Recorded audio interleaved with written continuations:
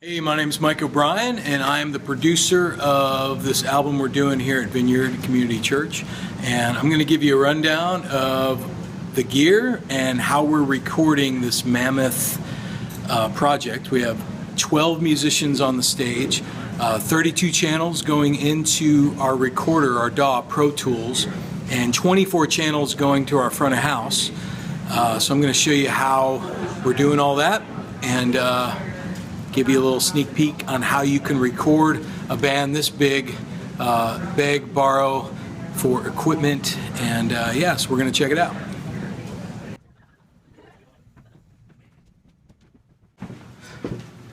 Alright, so back here behind the stage we have our snake. It's a split snake, 24 channel split snake, and one of the runs goes to the front of house and the other run goes to the studio. And then for the studio run, we added an extra 8 channels to the studio, which is going there. So we had to kind of decide between the 32 inputs what was going to go to the front of house, what we could sacrifice. So like synthesizer stuff, like we just did mono to the front of house.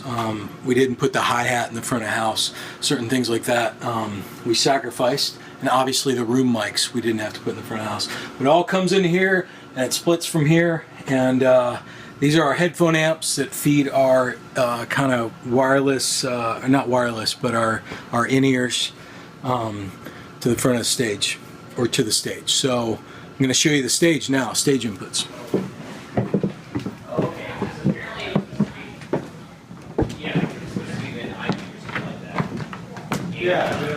So starting with the drums, we've got the Beta 52 on the kick, 421s on the toms. I really like the sound of these AEA ribbon mics on overheads.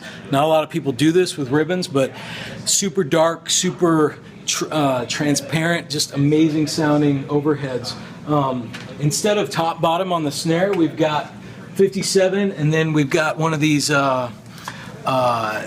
shotgun shell mics made by 12 gauge that capture kind of the crispiness of the snare, and it sounds awesome, sounds incredible. And we have a Paluzzo pencil mic on the hi-hat. So check this out, the room mics.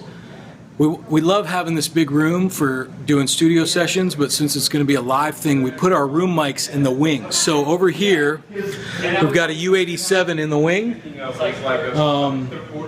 and Brad's not making too much noise over there, grunting and groaning, so that's not going to pick up too much. And then we got a M160 for the darker room sound on this sound, so it kind of captures the this really nice wide stereo image on stage, and it's not picking up, you know, we're using ears, all the amps are isolated except for the Leslie, and there's a lot of rejection. Now across the front we have 6 vocals across the front, various RE20s, SM57s, SM7s, depending on the voice. So those are all running up front, and then the room mics, I will show you those. Once again, we're using the 12 gauge mics. These are really affordable, cheap condenser mics. We have the Red series, the Omnis. We have those kind of at 45-degree angle because we have 4 sections in the sanctuary we're trying to capture. So we got a pair of those. Hopefully those will pick up the audience well.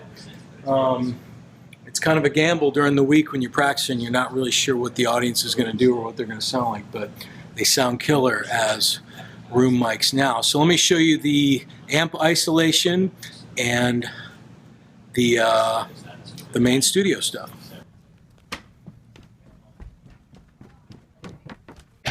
So here's our Leslie. We just have a 57 on it. Now with all live records, or many live records, the reality is that you retrack several things.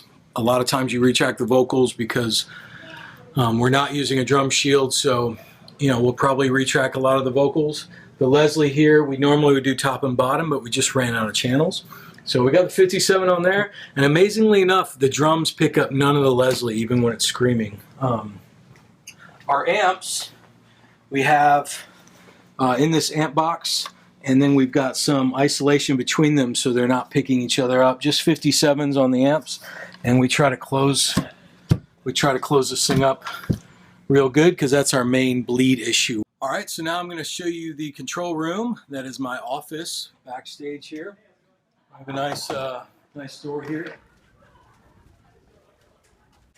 So this is the beg, borrow, steal part of, we didn't steal any preamps, but we certainly borrowed a lot to get 32 channels of input. So I've got a Pro Tools HD native card in there, and we've got our Lynx Aurora, which gives us 16, and the 192, which they're connected via BNC and DigiLink.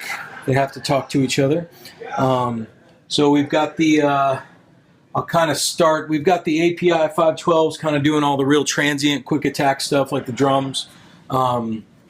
We've got these AEAs that match up well with the overheads. We got a few of these DBX compressors, and then the distressors are hitting the rooms, those drum room mics in the corner. The UA 610 is on the corners. The Audient is catching things like the DIs and the hi-hats, keyboards, stuff like that. The Langevins are grabbing the vocals, and the bass is going through the Shadow Hills, which is glorious and amazing. Then we go all into Pro Tools, and so we're rehearsing Monday, Tuesday, Wednesday, Thursday, and we're tracking that all to a click. And then on Friday, we're going to practice a couple times through the whole set with a click. Friday night, do the whole show with the audience, with the click, and then after it's all said and done, we'll start with that audience night, and we'll use the rest of the week's rehearsals to cut and paste and to shine it up, and then do any overdubs. So that's how you make a live record with 32 channels, which for this small of a room, 12 musicians on that stage is a lot, but it's happening. We're getting it done, and we're super excited. So I hope that was fun. Hope that answered some questions for you. Take it easy. Into your kingdom, singing.